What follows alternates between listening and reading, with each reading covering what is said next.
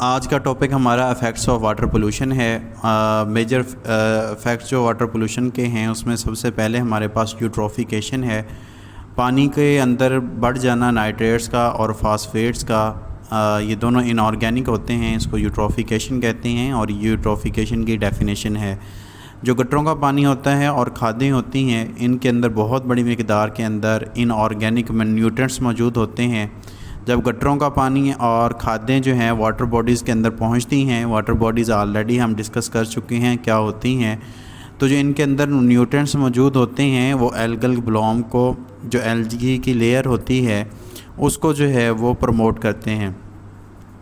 बहुत ज़्यादा जो एल्गल ब्लॉम की जो लेयर है ये डिकम्पोज़र्स की तादाद को जो है वो इंक्रीज़ करती है, और जो पानी के अंदर डिकम्पोज़र्स होते हैं वो ऑक्सीजन को इस्तेमाल करते हैं, और जिसकी वजह से पानी के अंदर ऑक्सीजन की कमी हो जाती है।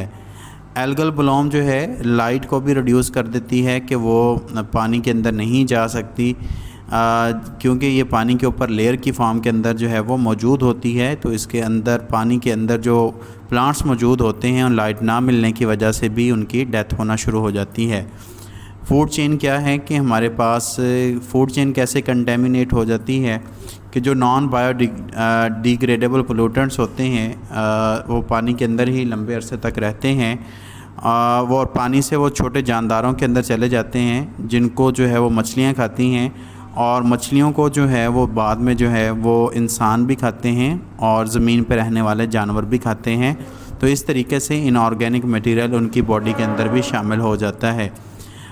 एपिडेमिक्स, वबाई अमराज कैसे फैलते हैं, तो ऑर्गेनिक मटेरियल जो है पानी के अंदर जो मौजूद होता है वो जर्म्स को, बीमारियों को प्रमोट करता है।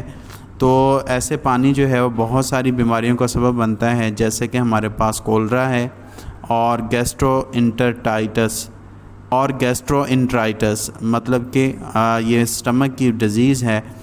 तो ये बीमारियां पानी में मौजूद होती हैं। तो इसको हम ठीक कैसे कर सकते हैं?